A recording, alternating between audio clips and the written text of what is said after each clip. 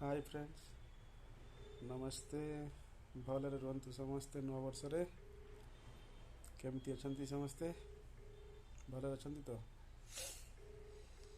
ମୁଁ ଶୁଣିବାକୁ ପାଇଲେ ଓଡ଼ିଶାରେ ଗୋଟେ ଭଲ ଜିନିଷ ହେଲା କି, ବହୁତ ବଢ଼ିଆ ଜିନିଷ, ବହୁତ ଖରାପ ବି ଜିନିଷ। ସେଇଟା କିଛିଟା ନ୍ୟୁଜ୍ ବାଲା ଅଛନ୍ତି, ୟା ତା ଫ୍ୟାମିଲିକୁ ନେଇକି ମାନେ ଘର କଥା ଦାଣ୍ଡରେ ପକେଇକି ଯେଉଁ ନାଟକ କରନ୍ତିନି, ସେଇଆ କରୁଛନ୍ତି ହେଲା କି। କିଏ କାହା ଉପରେ ଚଢ଼ିଲା, କିଏ କାହାକୁ କଲା, କିଏ କାହାକୁ ନ କଲା, ଏଇସବୁ ଜିନିଷ ହେଲା।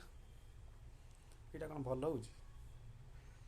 ଯେଉଁ ନ୍ୟୁଜ୍ ଚ୍ୟାନେଲ୍ ମାନେ ୟାକୁ ସବୁ ଆପଣ ଟେଲିକାଷ୍ଟ କରୁଛନ୍ତି, ତ କରିବା ଆଗରୁ ଦୁଇ ଚାରି ଥର ଭାବନ୍ତୁ ଆପଣଙ୍କ ଘରେ ବି ତାଙ୍କମାନଙ୍କ ଭଳିଆ ଫ୍ୟାମିଲି ଅଛନ୍ତି। ତାକୁ ଏତେ ବେଖାତିର କରିବାଟା ଭଲ ହେବନି। ନ୍ୟୁଜ୍ କରନ୍ତୁ, ମନା କିଏ କରୁଛି ହେଲା କି। ନ୍ୟୁଜ୍ କରନ୍ତୁ, ଭଲ ଭଲ ନ୍ୟୁଜ୍ ଆହୁରି ବହୁତ ଅଛି। ତ ଆପଣମାନେ ଦୟାକରିକି ଏସବୁ ନ୍ୟୁଜ୍ ଟେଲିକାଷ୍ଟ କରନ୍ତୁ ନାହିଁ, ଯାହାଫଳରେ ଛୋଟ ଛୋଟ ଛୁଆ ଗୁଡ଼ାକ ପ୍ରଭାବିତ ହେଉଛନ୍ତି।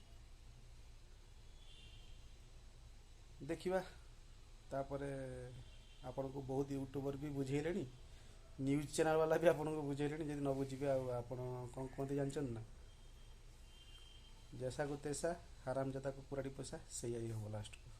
ଧନ୍ୟବାଦ।